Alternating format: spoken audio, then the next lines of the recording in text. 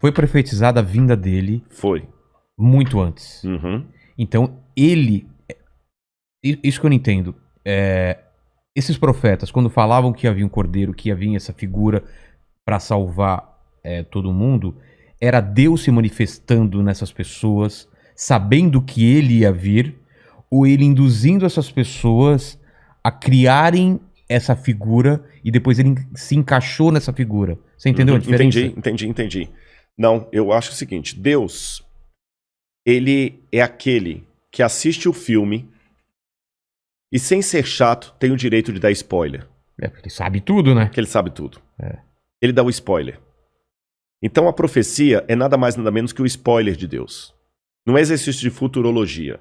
Não é como o presidente da IBM que falou que no mundo só teria espaço em 50 anos para 5 computadores. Tá. Errou feio, tá certo? Deus não. Ele apenas fala o seguinte, vai acontecer isso aqui. É como se eu assistisse algumas um filme. pessoas. Exatamente. E por que Deus não falou para todo mundo? Por que ele fala para algumas pessoas? Vygotsky me dá a resposta.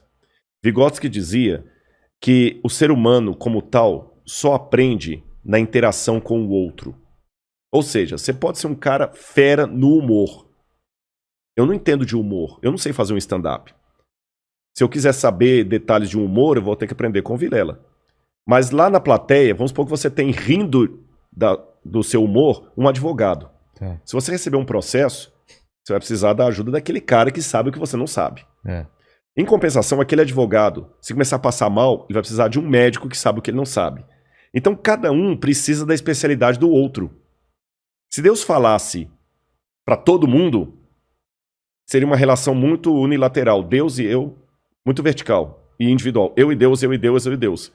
Deus fez o seguinte, olha, já que o ser humano, Vygotsky de novo, aprende na interação com o outro, ao invés de falar para todo mundo, eu vou falar para alguns que vão ser uma espécie de especialistas para revelar para a humanidade o que eu quero. E esses especialistas não vão ser arrogantes, não vão ser os que dominam, vão ser os servos.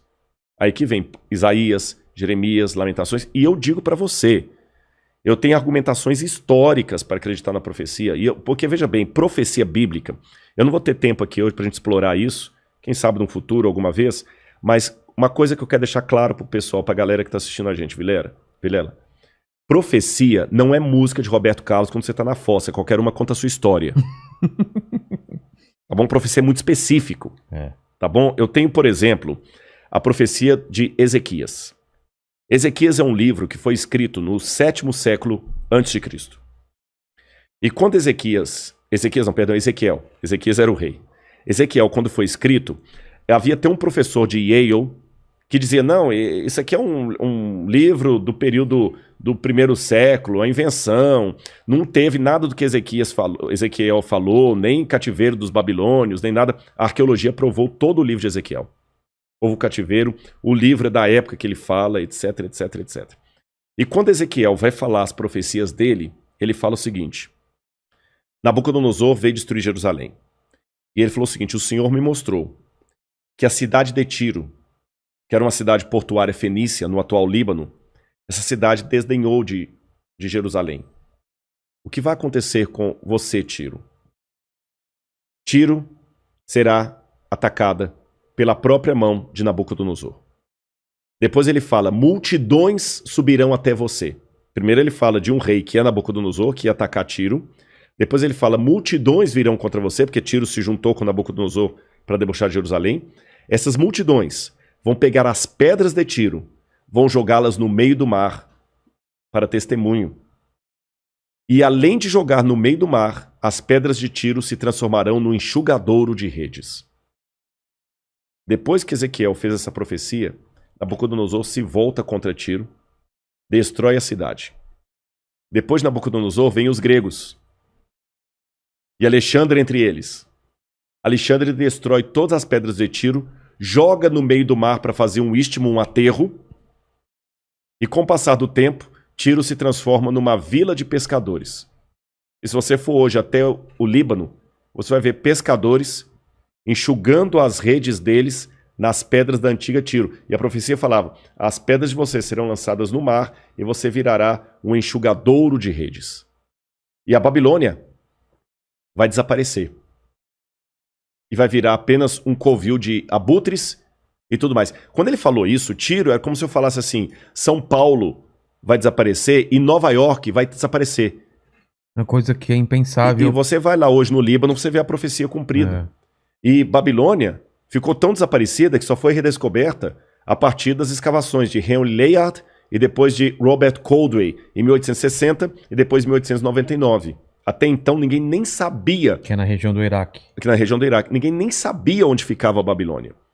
Eu dei apenas um exemplo muito pífio, mas eu podia dar vários outros de cronologia, profecia. Até Isaac Newton. Pô, caramba, Isaac Newton era um gênio. Isaac Newton escreveu um tratado sobre as profecias de Daniel e Apocalipse. Caramba. Mostrando, como é que a cronologia profética de Daniel se cumpriu ao pé da letra. Então, repito, não é uma questão de achismo. Porque quando você tá na fossa, que eu falei, qualquer música de Roberto Carlos parece que foi feita pra mim. Pô, caramba! Sertanejo. Não é aquele negócio de tipo assim, olha, Deus tá me mostrando que esse ano vai morrer alguém muito importante no Brasil. Pô, aí entra o meu lado do ceticismo. A profecia é muito certa. E Deus profetizou aos profetas como Cristo viria, quando ele viria. E vou revelar mais. Não é só na Bíblia, não. Porque eu tenho documentos romanos que mostram que na época que Jesus nasceu, até os romanos já sabiam, por profecias que hoje desapareceram, que haveria naquela época de nascer uma criança de ouro. Que eles até pensavam que podia ser Augusto César.